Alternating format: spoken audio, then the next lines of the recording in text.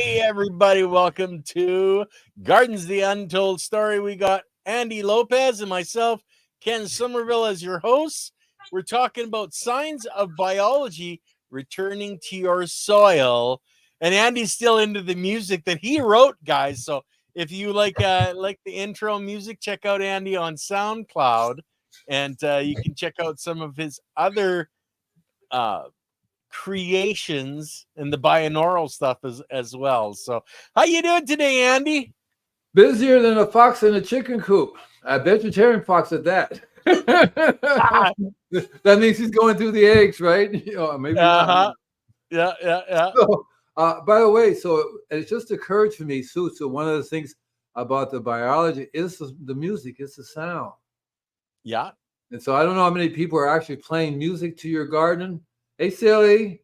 But that's a big deal. It really is a big deal. And I've even thinking of taking some wireless speakers out into the garden and playing them. Yeah. And what I did before is I put the speakers pointing down into the ground. My music is awesome, and it's available everywhere. If you're on iTunes, it's there. iHeart, Spotify. Of course, it's on the one that you had. SoundCloud. And every single one of them are. I can't say they're masterpieces, but there are a few of them that the harmonies really works out really well. And I would love to be able to hook it into a device. You can actually see how that sound manifests, the form that it takes. The waveforms, yeah. The waveform that it takes, because they will.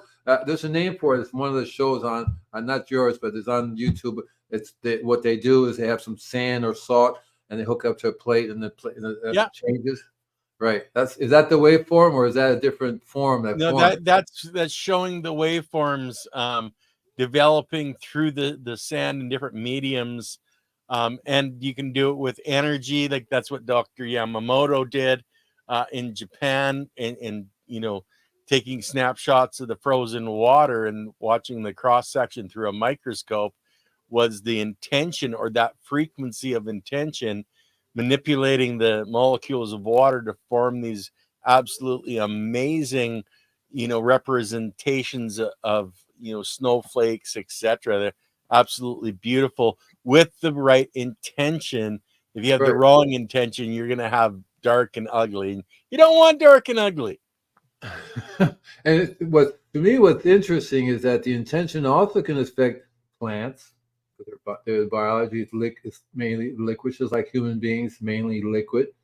A kaleidoscope. That's really cool. I call it what is it? Not a kaleidoscope. A collage. Collage. A collage. It's basically a blend of frequencies that together form harmony. So it's a kaleidoscope explains it a little bit, but it's another name for it.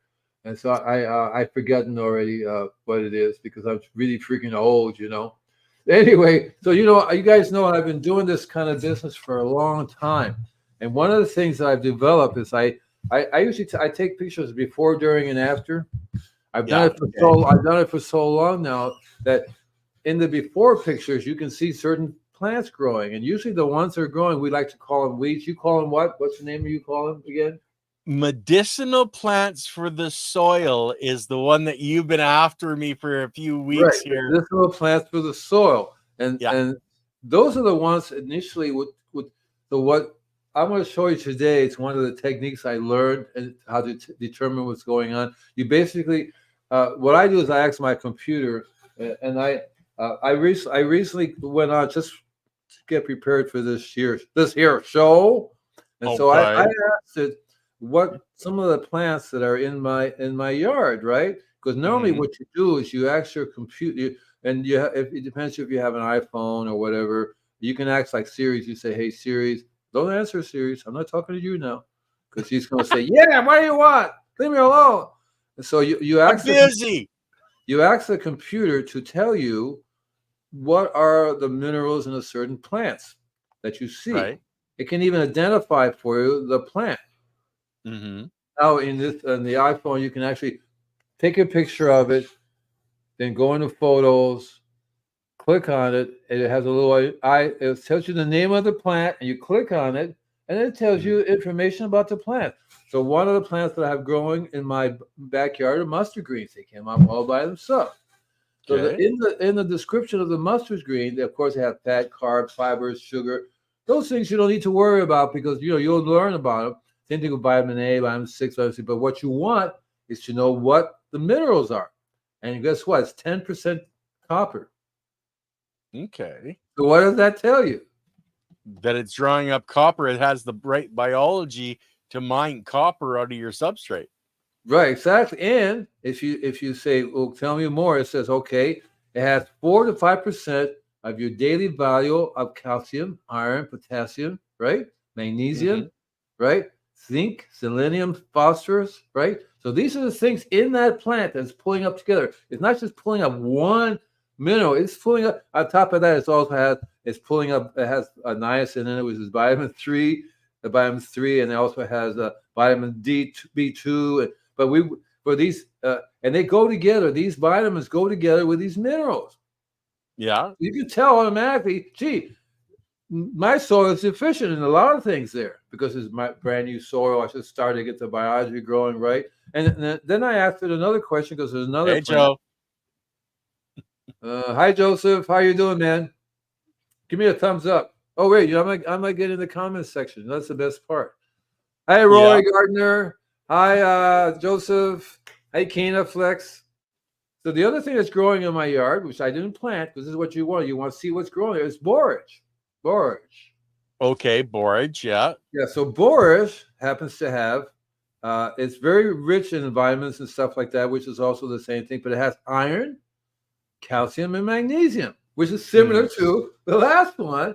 So you see, Yeah. these plants are working. You know, say you do this, like they pull these things up, and it's really cool because you can look at it, you go, well, I'm deficient in those things.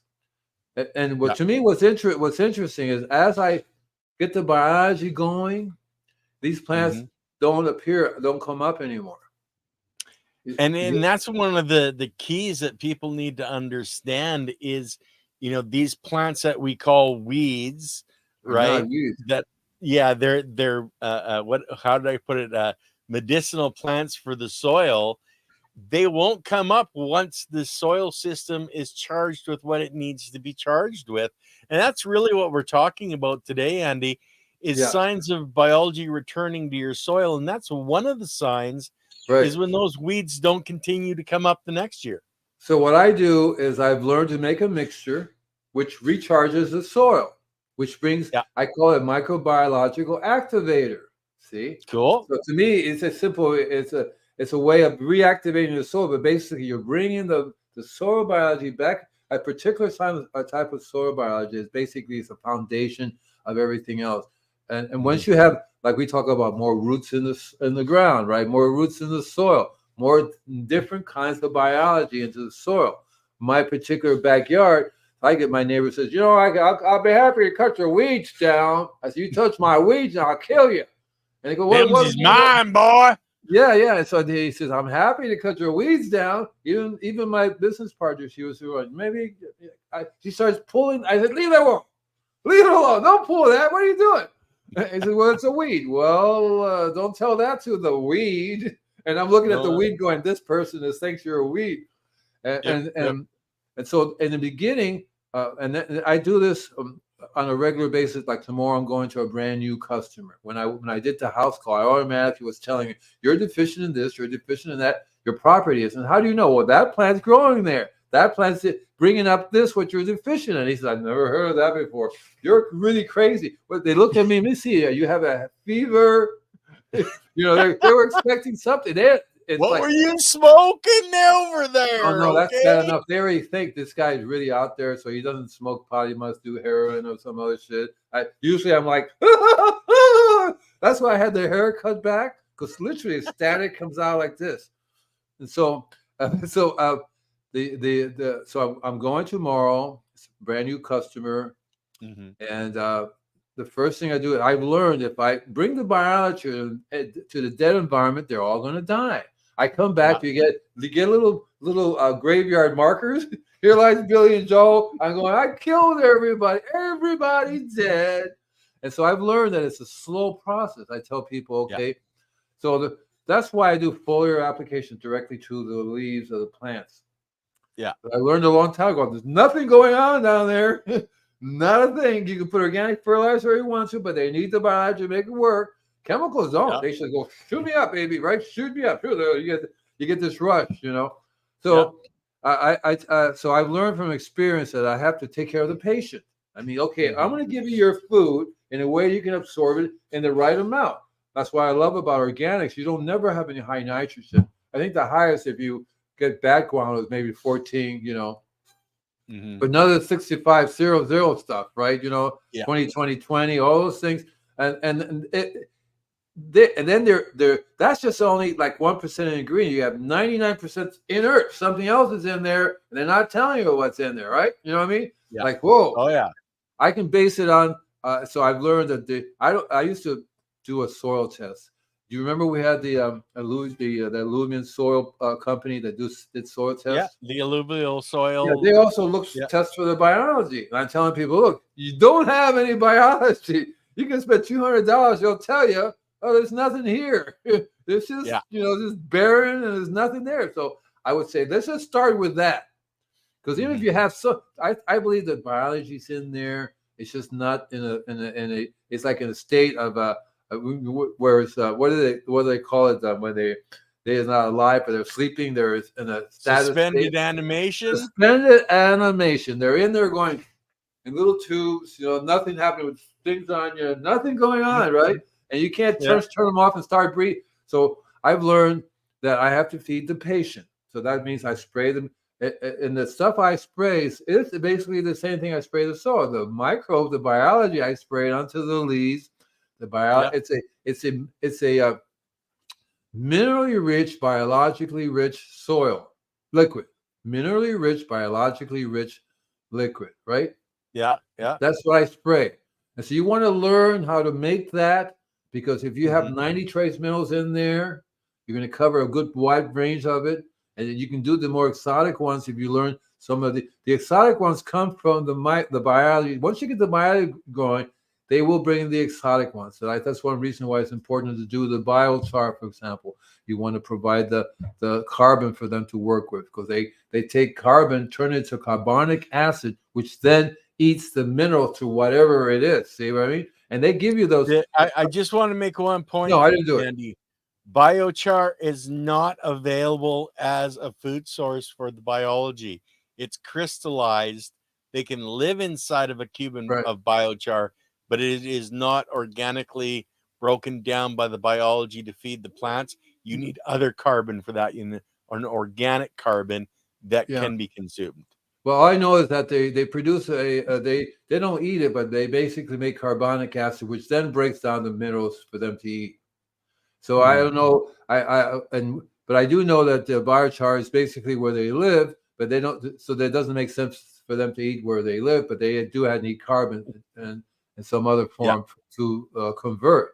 So what I do is I learned to, and I learned what's interesting too is this doesn't take over. It isn't 30 days kind of thing.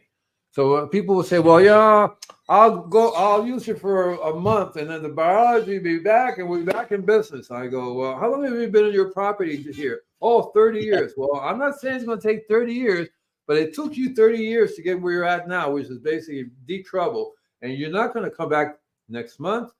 You're lucky if in a year, because what they also have to do is just spraying the microbes of the biology into the soil. That doesn't mean anything unless you have good soil already. Very few people have the organic material to support it. Right. Very few. It's just so I have a new person I'm going to go see tomorrow. He says I'm at the base of this mountains, excellent soil, because it rains, it brings all the soil down from the mountaintop, and I got all this mountain here soil. Whereas other places they have no soil; it's just hard clay, nothing there. And so if I spray those places, nothing's going to happen. So I have to tell them, okay, you have to go buy some livings. I tell them to go buy Layton's compost over Yeah, at and that's Peachtree Hill. and you're in that area in California, so Right. It's yeah. 5 minutes, it's 10, 15 minutes from here. I wish I have to go, by the way, hang out with him in the morning, see what he does. But I tell them to go buy this, and then on top of that, so people, they're idiots. They buy the compost, lay it down. They don't even dig it in. They let it sit there. It gets super hot. It gets baked. Santa comes, blows it away. I come back the next month and say, oh, did you put it down? Yeah, it's all gone. I go, yeah, right. Mm-hmm. So they have to not only turn it into the soil without damaging the root system, but they also have to protect it from the sun. That's Mm-hmm. what mulch is all about. And the mulch ideally should be an acid mulch, ideally, regardless of where you're at. It depends if your soil is so extremely acid you don't want to add any more. But over here, most soils that we get are slightly, they should be neutral, but they're not really super acid. They're slightly alkaline. That's why you get acid mulch to put on, and it shouldn't be the wood chips. Even though wood chips are really cool, one of the things I learned about wood chips, you can spray the biology on the wood chips. They'll come back next month, and underneath it's nothing but mycelium. All that white stuff is attached to the wood because they love the wood. Wait a second, my friend won. What's that one there on average? And she felt she arrived. My friend won an award for her acreage and felt she'd arrived. I told her once she is able to do it organically, then she's arrived. So she got the acreage, but she wasn't doing it organically. Now she is. Well, she's heading that direction. She's been listening to you and I, Andy, and she's moving more to the natural way to bring soil back and life back. She used to be really bottle feeding, I guess it'll be the nice way to put it. She used to be on the bottle, and we're weaning her off the bottle and going more biological. Yeah, it's a slow process because it's really our habits. We have the habit. We're the ones that are hooked into the chemicals. We're hooked into this process. You know it. And once you get hooked on the natural way, you can't believe the results. And I've done this over and over again, and I've learned that it's up to you. It's a consciousness thing, really. You have to feel good about doing something for the earth, and you can tell. I mean, if you look close enough and you pay attention, you're going to see the difference. And that's what happened. A lot of my customers, they live there. They don't see the change. I don't see any difference. I go, really? Here's a picture. Look at your neighbor's place over there for 5 minutes, then look back over here and tell me if there's no life here.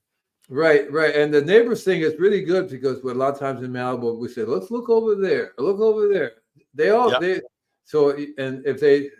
to look alike because the soils, the structure of their soil is basically the same. They're doing their very same thing. They have city water, which is constantly killing their environment. They're not paying any attention to the soil biology. They're not bringing anything alive. No compost. Forget about. And so sometimes they use organic fertilizer, which doesn't work, doesn't do anything. They see organic fertilizer doesn't work. And I go, okay. Because you can't really explain it to them. You have to do it. You kind of have to do it. You have to say, look, just go away. Leave it alone.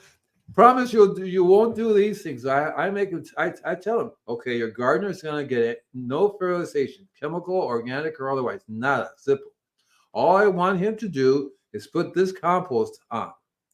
And it's no longer like go to the store and buy compost because that stuff is crap, right? Nothing, no good there. Anything in a plastic bag is not alive, right? No good, no bueno.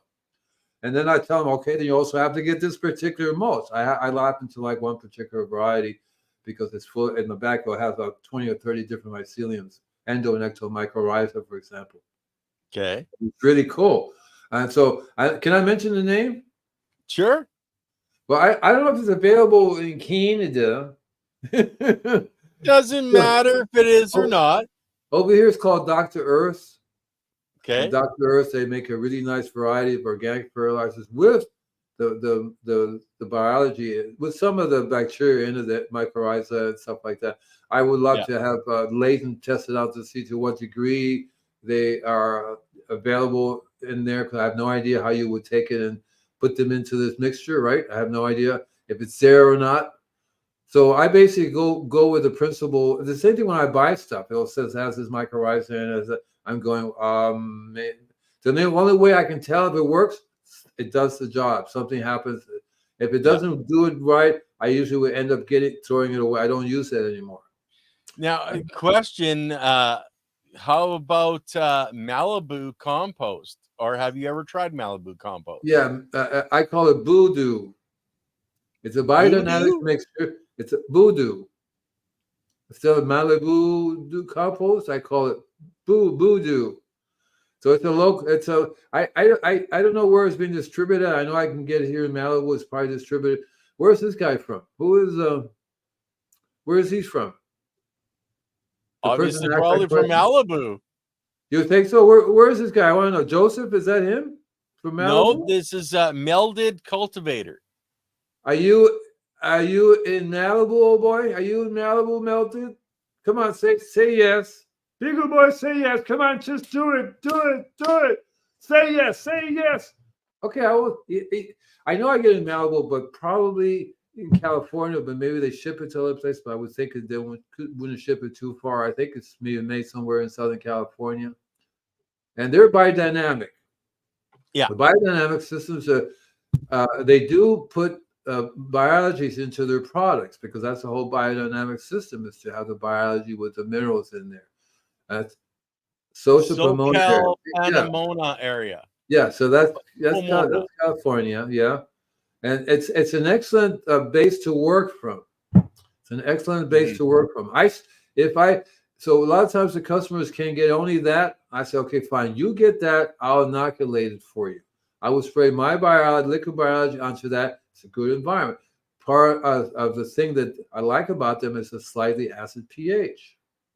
See? Okay. So I would take the Dr. Earth and blend it with, that's what I've done before, blend it with the boo. Stop it. I always get a problem with the boo. See, I can't say. Malibu compost. I keep going boo doo doo. And yeah, well, if they're using doo-doo, then, it's kind of doo-doo compost, right? No, actually, they don't have in the biodynamics and mainly plants. Okay. I don't think they have any animal manure in it. I think it says no animal manure. I'm not really sure. But I would blend it with a Dr. Earth together with this one. And I also recently found in the Do-It-Yourself Center, they have this wonderful, it's a soil.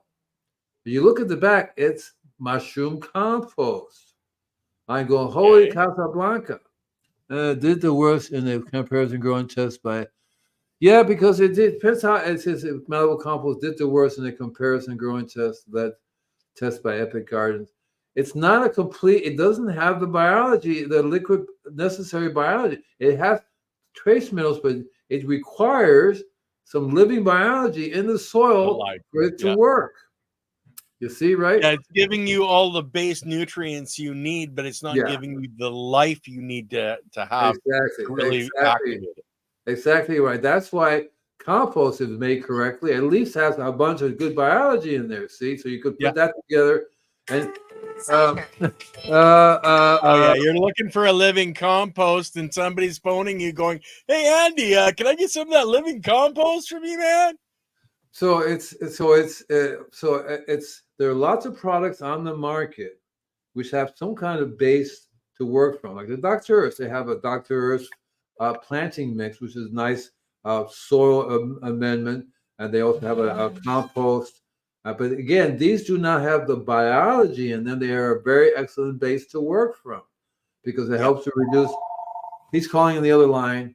It's like these are my neighbors who know I do a show, and they insist. See what happens when I do the show? I send out etheric energy to everybody connected to me, right? And they go, I have to. I don't know what I'm doing. I gotta call him. Let me.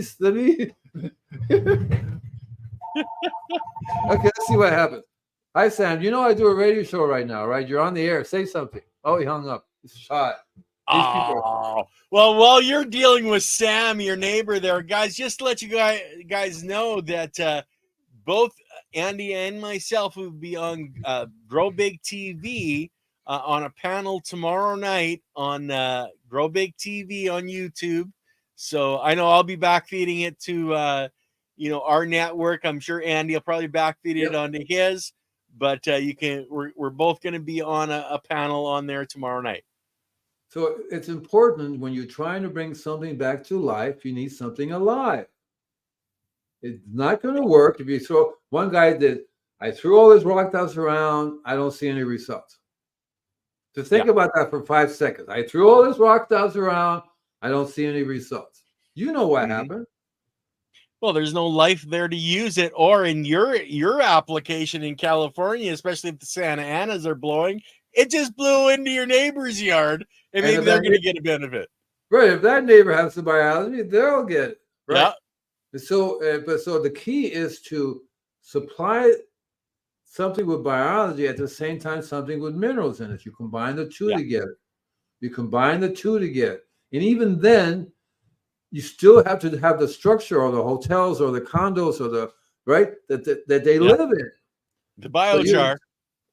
biochar, right? So Yeah. so you can't just assume that your soil can handle this biology. Nine Well, times and out of then 10 times, Andy, a lot of it, like I watch a lot of people on YouTube that are doing desert environments, trying to bring them back. In those environments, you get that heavy crust on the soil. Until you break that crust up, you can't even get water penetration.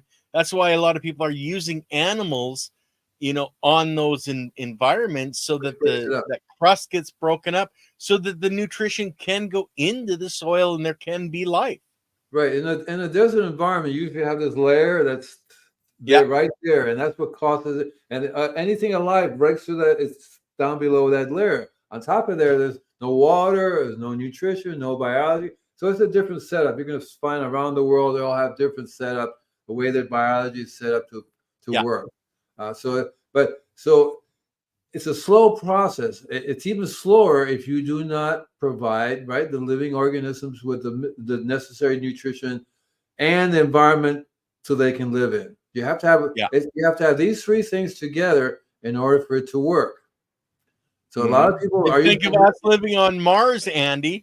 If we don't have oxygen, shelter, and the food and water, we're not going to exist. It's the exactly same right. with biology in our soils. Exactly, it's exactly right. So, and it's not coincidence. That's the way it works. You have to have the Yeah, biology, you have to have the environment, and you have to have the minerals, the nutrition, and all together, and in a place that they can function, they can survive. yeah, That's why. That's why it's so hydroponic. It's a little bit on the touchy side because you don't really have a place where they can survive.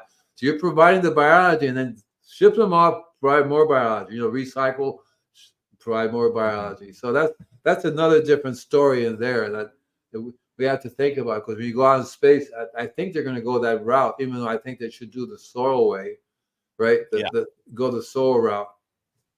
Vermicast, and my compost pile is nice and rich in it. Vermicast, that would be Doing the worm castings with the base of your feed source being compost, not paper or cardboard, but actual finished compost, feeding that to your worms. That's how you get vermicast or yeah. So you vermicompost. have a nice environment. You don't need to test it because you can tell that, and you'll find that the weeds will stop coming up. Yeah, They'll blow over to the next yard. There'll be thousands of them growing in the next yard. And they say, how come it's not coming over here? Well, the soil over here is very different. Everything's very different on this side. We yeah, don't need them anymore. And they know that because when the seeds start, they go, nope, not here. yeah. Well, it's not the right environment for the seed to germinate at all. But when your soil and isn't right, or you've disturbed it too much, because Mother Nature does not like bare soil. She's going to throw anything she can on there. But once you have that luscious soil and you have that life and you have that organic material, then yeah, the weeds aren't gonna germinate at all. They don't need to. So I've dealt a lot mainly with homeowners stuff. I haven't really done a Yeah. lot of things with farmers. I Mhm. think I find that if a farmer comes to me and they want to switch, fine, I'll help them with that. But usually you go to a farmer and say, I think you need to switch. They're not very interested in what you have to say, or they will lack one of the three or the four. Usually the main thing that they lack, or they always seem to lack, the structure. So they don't have the structure available for the biology to grow in, and then they don't have the biology themselves to grow in there. And they don't have the complete mineral. So they usually lack all of the things that you need, right, for proper healthy growth. And so the same thing, not only farmers, but homeowners, they all lack in the same thing. So you can't have one thing do well and expect it to do well because the rest of it is not there. Yeah. Right. So that's what happens. That's why I learned a lot about diseases and pests. So one of the things that tells me that the biology is working, right, aside from the obvious, you see the plants starting to get healthier, the trees looking healthier. You see how they respond, because that's always a key. And one of the things I like so much is when you do foliar spraying, usually 24 to 8 hours, you'll see something different if you start paying attention. Hit the like button, folks. It helps the channel grow. Yeah, I need a new Mercedes. I want the electric one. You know, I need a little garden. I wish. Yeah, a little tomato plant in my back. You know, but what was I talking about? I forgot. We were talking about the difference between farmers and homeowners, but yet they're the same basic problems, and a lot of lack of organic material where the biology can even exist, in a soil structure. That's one reason why I like these farmers who are actually using animals as the cattle, to rotate the cattle, they rotate these animals on their properties. And then they take good care of the animals, they feed them well, and then you'll find that not only is the biology, but the structure is there, because they also provide for something in the soil for it to grow in. And you'll find that they rotate them throughout the property, and then when plants grow there's a big difference in plants and the structure of the plants where they get attacked. I get asked quite often. Well, today, for example, I got asked about, two specific things. Okay. Ants. The property is full of ants and snails. Got lots and lots of snails everywhere. And so and in my early youth, I used to say, okay, this is how you control the ants. You spray this, you do that, you use this ant bait, and the same thing with snails. With snails, you get they like beer, set that out. So that's only dealing with the effect, not the cause. Exactly. Yeah. As I got older, I realized, ants and snails are there for a specific, because one thing and only one thing, you're having a soil problem. Yeah. That's exactly what's going on. The biology will control the ants and will control the snail, to keep it at a certain population. Whenever you have an infestation of any one creature, something else is wrong. It's not the creature's fault. It's out of balance. Your soil is out of balance. Right. But then, Andy, that's one of the other keys to what we're talking about. And signs of biology returning to your soil is animals, is life, is the birds and the bees and all of these different life forms that aren't going to bother to come to your property because there's no life there. There's just death there. There's no place for them to feed and have a future. So that's an ongoing thing, because people will eventually see more animals running around. You see frogs bouncing around. But if the environment was toxic, if you're spraying chemicals, you're killing. I used to go this one. I'm not going anymore, because now what I tell people is, okay, you want me to help you? You're going to have to cancel your pest control company. You have to cancel that, and they don't. I know I want my pest control company. I'm perfectly happy with that.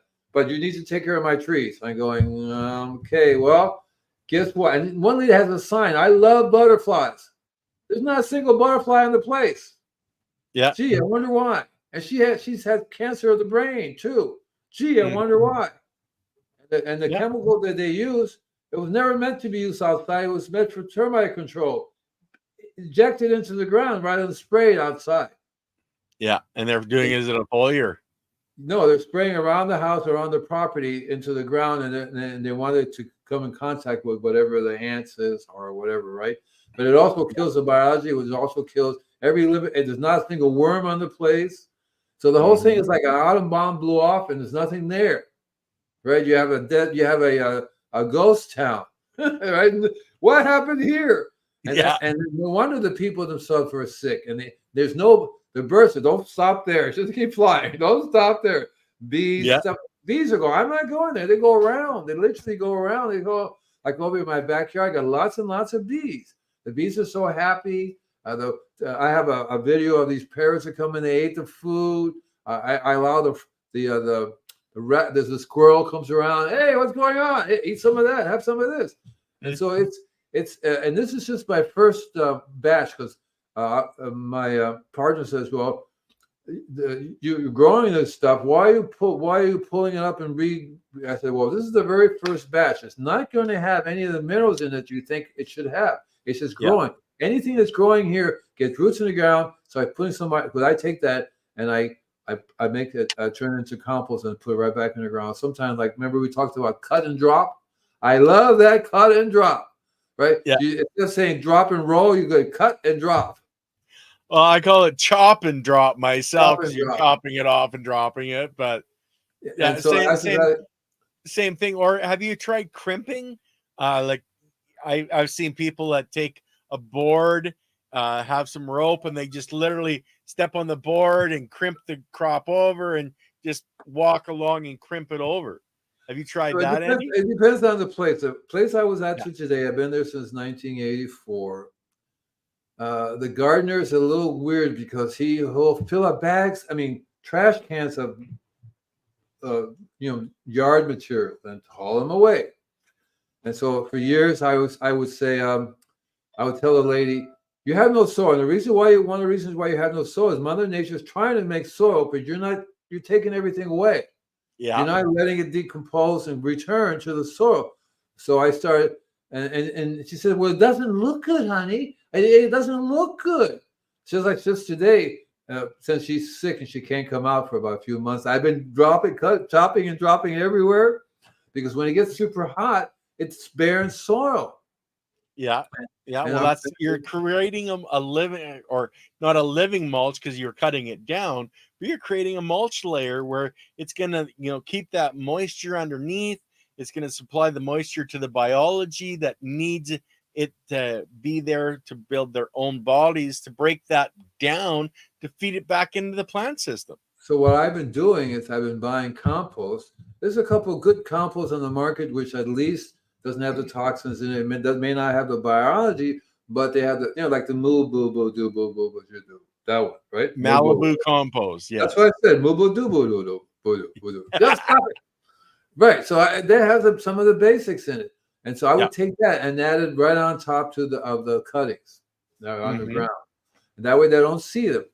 And it breaks it down really nice. I've learned the faster you chop it up, the faster it breaks down rather than put a big branch there and sitting there for 10 years. And it's sort of, what, by the way, one of the things, and it just occurred to me. So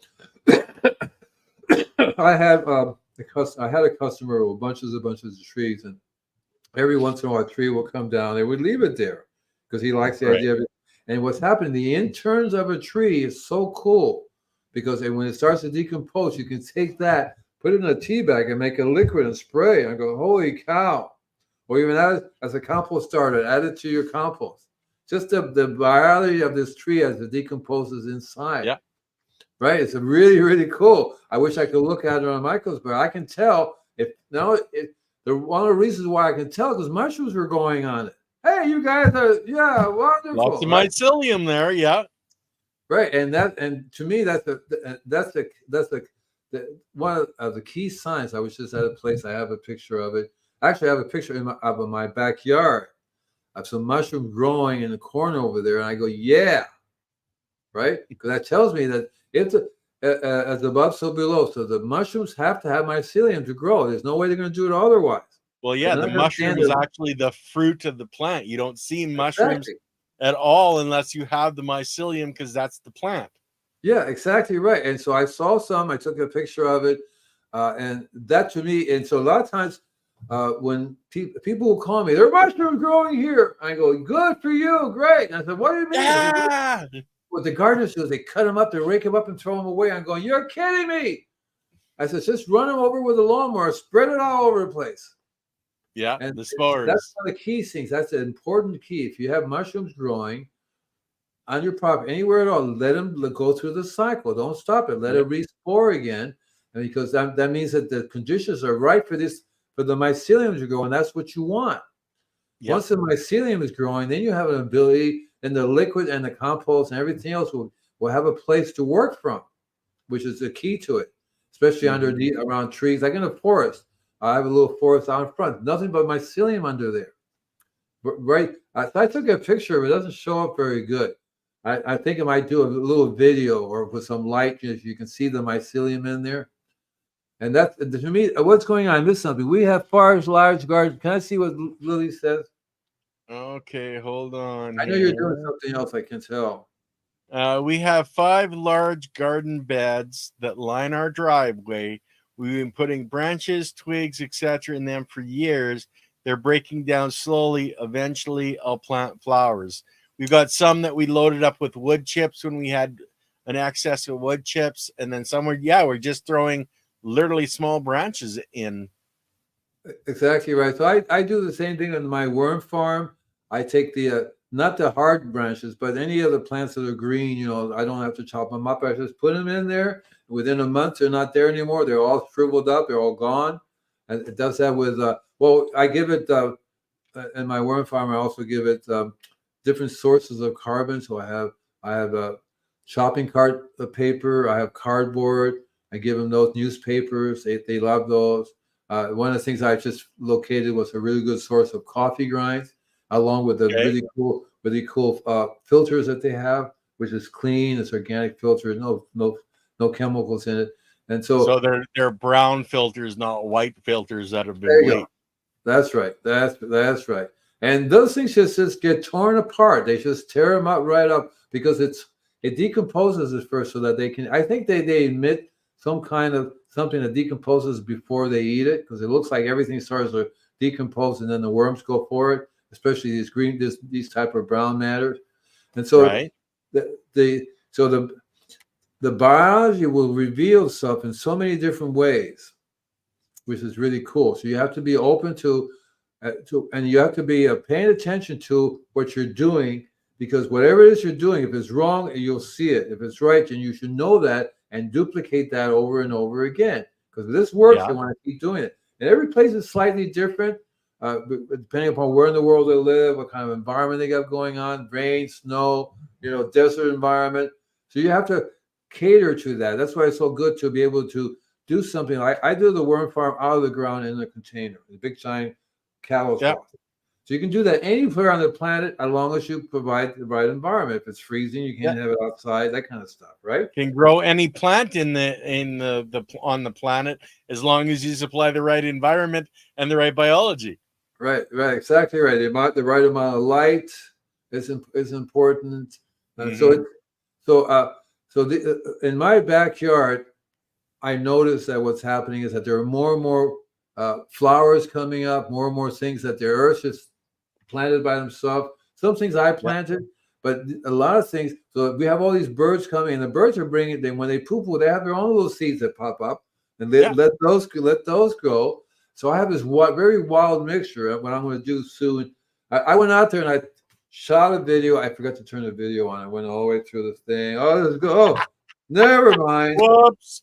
I have to come back again. So, but basically, you can see all the different kinds of biology going on, and what I do is I let the natives grow up to a certain point, and then I pull them out, because the natives will proliferate over and over again, and they take over. They won't allow anything else that I plant to grow. They just take over. They grow so fast. So slowly but surely, I replace the local natives with the ones that I want, the flowers and stuff like that, peas. Slowly but surely, switch them over. And so people say, why are you growing both? Well, these natives, I call them local natives, are helping these sweet peas and these other plants. Without them, it'll be a lot harder for these little guys to grow.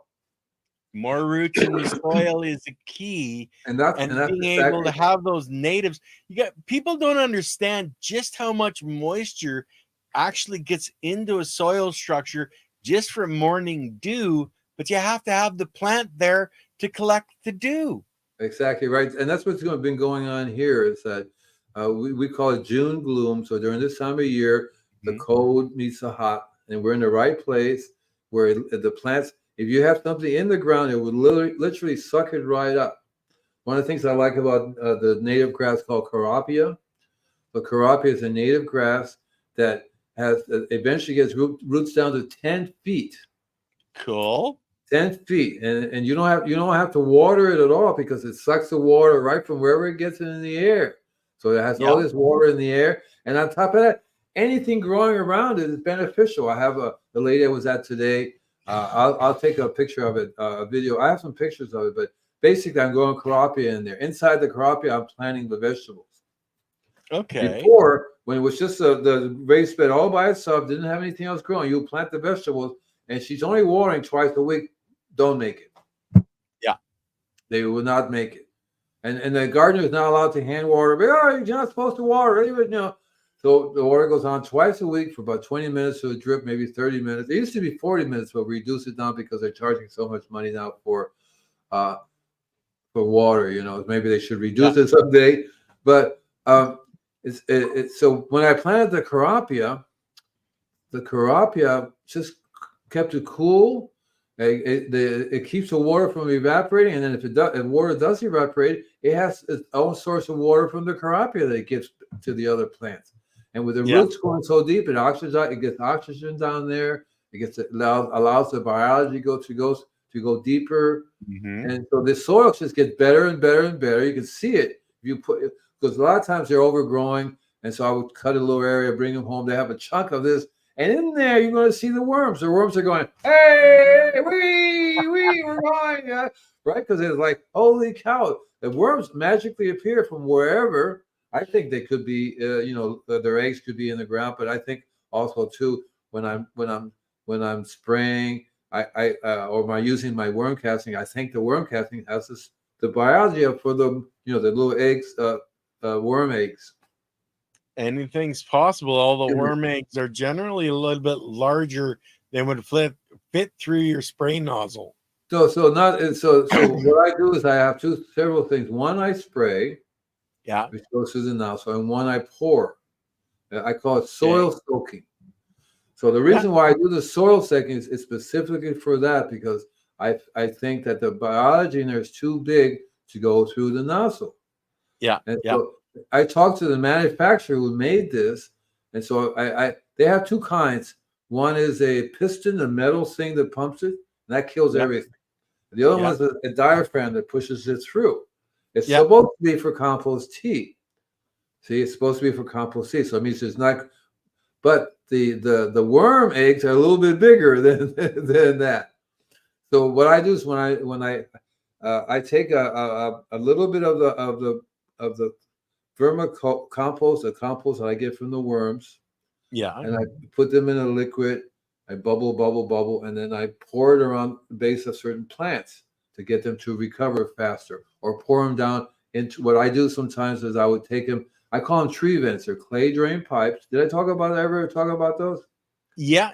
You have where you're putting it in the soil 2 to 4 feet deep, and so that you can really get the moisture down and through all the different soil layers. What's cool about what I use is they're clay drain pipes. These pipes are paramagnetic, and the biology attaches itself to the pipes. And you basically have a little colony that grows there and expands out. But also the worms grow in there and expands out, because I have a green grate on top of it, and I have a drip system, and I make sure that the drip system is connected to a fertigation unit, which basically has my tea in it. So what a fertigation unit is. It fertilizes while it irrigates. So it draws up a certain percentage of whatever you've got as a mix. A lot of the big growers, whether it's tomatoes, whether it's cannabis, whether it's whatever indoor, they use those fertigation. They have there's so many ounces of this added to the water as it goes through, right? So and they're 1,000 to 1. Okay. Mixture rate. So what I do is I enlarge it to 100 to 1 because I carefully drill the hole a little bigger. It took me some time to figure out because you do too much, it doesn't work. But 100, it's 101, and the biology you allow for a little bit bigger biology, including earthworm eggs, to go through your system. The biggest problem there would be the drip heads, and so you're limited in size because of the drip heads. Yeah. But I find that the places that so something that I'm doing. So over the year time, there's more and more worms for starters. That's the sign. You want to get me to give you a little hint on that, Andy? Please, Worms anytime. eat biology. They eat bacteria. If there's no bacteria, there's no worms because they have no food source. As soon as you add that food source back in, yeah, they're going to come back in because, hey, free lunch. Andy's paying for lunch. Cool. Exactly right. Exactly right. Because I always I wanted to make sure people understand that soil biology also includes worms. Right? They're Yes. part of the soil biology, very important part of it. And I like the way that they in and out kind of thing goes in and goes out, goes in and goes out. And there's other different kinds of creatures along the very same way. They look like worms, but they're not really called worms. I don't know all the names of them, but they basically do the same thing. They wiggle through this thing, and they produce lots more of and them more. are called shredders, and right, and that's why that's why there's more and more worms. That's one of the indicators that normally. When I lived in Florida, I would tell, and I still do. I says, well, if you're everything's growing fine, there's no place you can dig to. You're not going to run into the worms. That's a good sign right off the bat. You have to be very careful with digging because you're going to run into worms. You see, right? Mm-hmm. And so also too, I have in my worm farm. What happens is after I get 100,000 worms, there's too many worms in there. So I've learned I could actually put the worms into the tree vent. Take the cap off, put the worms in, put the caps back on again, and leave the worms alone. Just give them. In the beginning, I didn't know about the city water, but that I was wondering why the worms were dying. City water, right? You can't have city water watering the worms. So you have to. So there's a really cool, I told you about the whole property filtration system. It's not $10,000; it's $1,900. It filters out the system. It's good for a whole year. And it gets rid of all these exotic chemicals and stuff, and the worms. And also, too, what's really cool is that the wood bamboo can actually be put into the fertigation unit and sent out. The wood vinegar. You're talking the wood vinegar, right? The wood vinegar. It doesn't damage the seals and stuff like that, because a lot of times you have these. When I started using essential oil, it burned right through the seals. But the wood vinegar doesn't. You only want to use a small amount anyway, and so you don't want to pour it straight. You want to make a mixture. So and then the other way that I learned to deal with the local to increase the local biology, like here in my backyard, I make a tea of everything that grows, and then pour it back in again. So I take the tea, chop it up, and let it sit there for a little while, and then I can tell my nose, "Oh, it's ready, darling," and pour it out. A lot of times I take it, and so what I'm doing, for example, I'm going to grow some coffee plants, and I'm going to make my own cold brewed coffee, because coffee happens to be really good for my particular environment here, but I think it's also very good anywhere that you're doing this same foliar spraying. You'll want your liquid to be acidic, and you want it to be rich in minerals.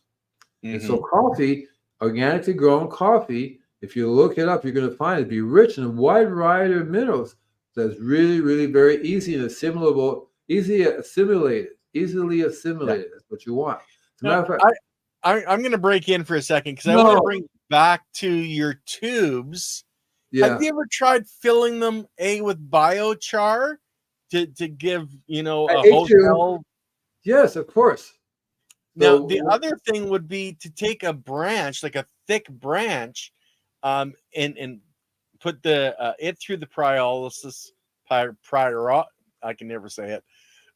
Through making it into biochar, a big thick branch, and then putting that down 3 or 4 feet into your soil and burying it. I haven't. So until recently, I wasn't able to make my own. I know I have the Fab from Michael's. Yeah. And so I'm actually going to be talking to him real soon, because I want to make as much of that and that's specifically what I want to do, is to put it into the tree vents. Mm-hmm. They will have a even better chance of surviving down there, Well, right? yeah, that's where the biology, as long as it's charged biochar and it's already full of the biology, I think it would just move out into the environment Right. and go, yay, baby, all right. And that's what I was been on the search for many, many years, because I want to put something down in there. And so I learned from experience, charcoal is not it. That's not No. what you want to do. That's not what you want to use. And it doesn't say, it's not the same thing putting ashes down in there. That's not it either. So one of the things that I do, and I can probably, I could almost run out and get it, but I live by the ocean, and I'm constantly finding these burnt. They look black. Okay. It looked like there was a fire and something really burned it and cooled it off. There's a really black structure. It feels like if you crush it up, you're going to have some type of Mother Nature's biochar that it makes. So I take that little thing, cut it in half and put it into the tree vents. Mm-hmm. And I don't know if it works or not. I think that now I have a source from Michael for the biochar, but I also get it at the same place that sells the worm castings, and there are a couple other different types of biochar on the market. But I want to make my own. I really want to try to learn how to make their own, because that's the key to it. Because I feel that I already added to the worm farm, so the more I make this stuff, the more biochar can go out, the better. And a lot of these, and I would love to tell the customer, buy some biochar. I said, well, where do we get it from? And you can't. You can't go to your local hardware store or your local Walmart or any of those places. They don't sell them yet. So it has to be locally, like through Michael or whatever other companies are here. But for me, because I'm in the business, no reason why I can't make my own biochar and use it. The more of that, the better. And so these are some of the indicators that helps you understand more what the biochar are growing. To me, the bottom line is, if you do before, you take a picture before, during, and after, you look at the plants, and you go, wow, look at the difference. And the bugs are no longer attacking. The disease is no longer there. And you can see that gradually how the plants recover. And that's what you want. You want to. That's why I was using a refractometer, because a refractometer shows you the brick levels. That's one of the things you want to also test to. You can test any plant for brick level. You do it before you start, and you every month or even every week you test it. And you write it down. You're going to see it start going up. That means you know that the biology is coming back, because you're doing the right thing to bring the biology back. It's not going to go up because you're forward feeding the stuff. It may take a little spike and go right back down lower than before. Chemicals, what happens is it gets a spike and they're down low before because they're stressed out. Organically, it's always a slow process of going up and staying there. So refractometer reading really helps you to see, but you don't need that. You can just look at the plants and go, wow. See, and usually definitely within a month, you can see that you're doing something, because they'll get some of the nutrients. They're going to get some of the nutrients. Then they're going to get more and more. Eventually, you don't have to. I tell people, look, I want you to be sustainable, self-sustainable. I want you to stand back. You just do the right things for it on a regular basis. Then make sure you stop doing the chemicals. Make sure you stop killing it, right? And you'll find the biology will eventually start to grow on its own. It will take off, because it doesn't need us to do that. What it needs us for is to stop with the junk and stop with the chemicals. Stop killing it. Right. It's exactly. That's what the biologist said. Could you just please go away and come back in 10 years or something? What is this? Jason Line says. I can't read it. The result is water that is high in minerals, organic acids, sugars, and even enzymes. And he's been talking about the dewdrops and morning dew. He's actually had quite the interesting statements right through.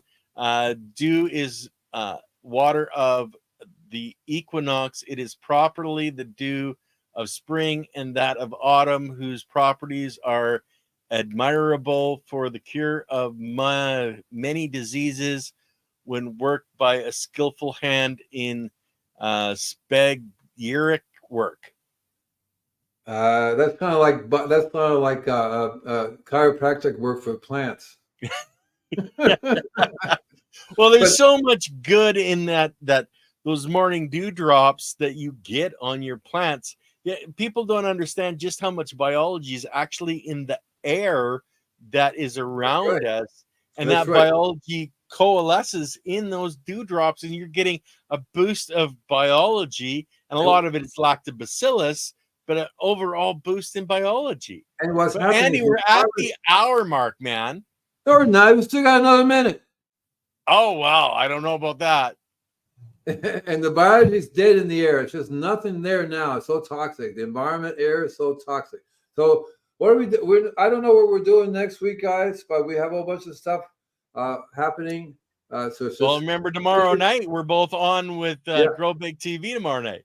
Yeah, great. Okay, see you guys then. Okay, thank you very much for visiting our channel. Do the like, comment, follow. Send us lots of money. Okay. I'm not kidding. Both of us. Both of us. Both of us. Right. Okay. All right, guys. Bye, Peace guys. out, everybody. We'll see you Peace tomorrow out. night. Bye.